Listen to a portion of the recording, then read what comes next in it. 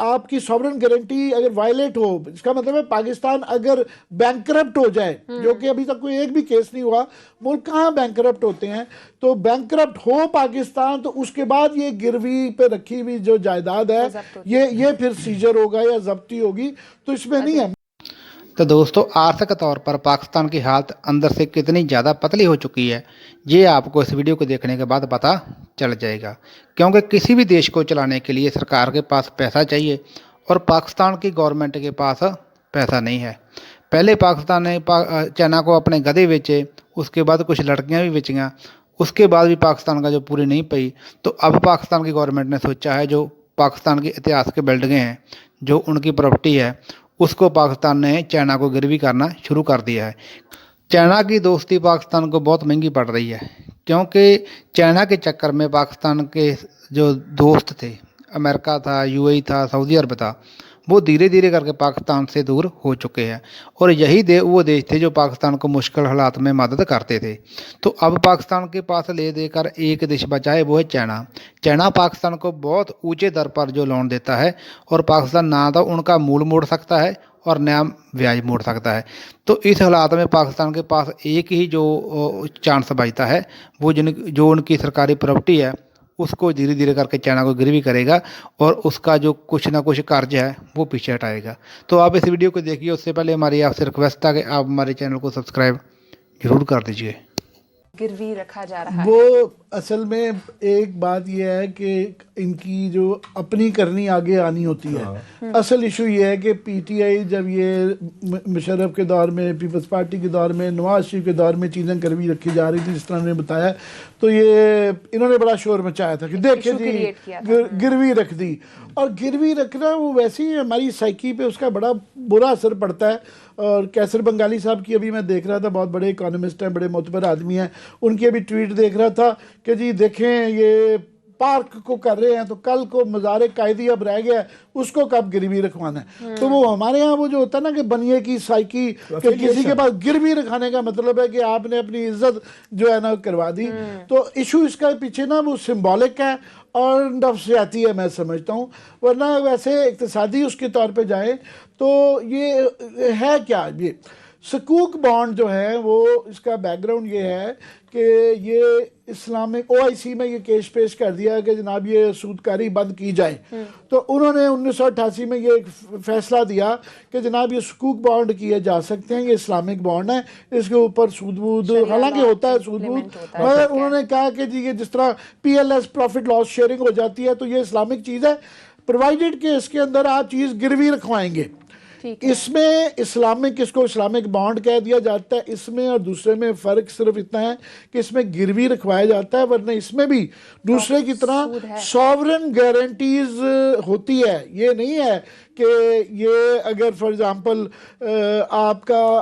پہلے یہ ہے کہ آپ کی سوورن گارنٹی اگر وائلیٹ ہو، اس کا مطلب ہے پاکستان اگر بینکرپٹ ہو جائے، جو کہ ابھی تک کوئی ایک بھی کیس نہیں ہوا، ملک کہاں بینکرپٹ ہوتے ہیں، تو بینکرپٹ ہو پاکستان تو اس کے بعد یہ گروی پہ رکھی ہوئی جو جائیداد ہے یہ پھر سیجر ہوگا یا ضبطی ہوگی، تو اس میں نہیں ہے۔ مگر اس کا ایک نفسیاتی معاملہ ہے، ادروائز جو ہے یہ بالکل یہ صحیح کہہ رہے ہیں کہ پہلے جو ہے مشرف کے دور میں انہوں نے اسلام آباد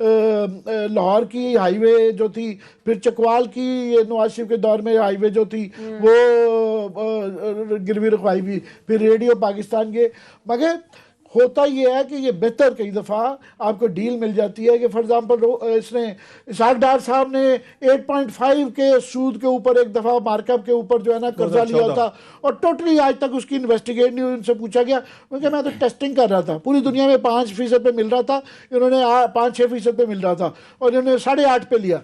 اس کے اندر ہوتا یہ ہے کہ مڈل ایسٹ میں کافی سارا اس طرح کا پیسہ ملا ہے کہ ویسٹرن کنٹریز بغیر گروی رکھوانے میں ان کے ہاں یہ کوئی یہ کانسیپٹ نہیں ہے، تو اس لیے وہ ریڈیلی اویلیبل ایک کیش ہوتا ہے، جب ان کو قرضہ ہمارے جیسے غریب ملکوں کو چاہیے ہوتا ہے تو وہ ہمیں سستے اس پہ مل جاتا ہے کہ فار ایگزامپل جو ہم نے لیا ہوا ہے 5.5-6% کے اوپر مل جاتا ہے، کہ اس وقت ہماری جو کریڈٹ کی ریٹنگ ہے ہمیں شاید یہ سوٹ کرتا ہے۔ مگر دو چیزیں اس کے اندر خرابی ہیں، ایک یہ کیونکہ یہ ماضی میں شور مچاتے رہے ہیں کہ او ہو گروی رکھوا دیے تو خود کریں گے، تو وہ ہے. تو ایک دوسرا کہ آف کورس جو ہے عام آدمی کو جب پتہ چلتا ہے کہ F9 پارک ہیں یہ ہمارا گروی رکھ رہا ہے, شاید کو کل کو واک نہیں کر سکیں گے, یہاں پہ وہ آ جائیں گے سود خور جو ہے کہ ہمارا واپس کرو. مگر اصل کوشچن کیا ہے,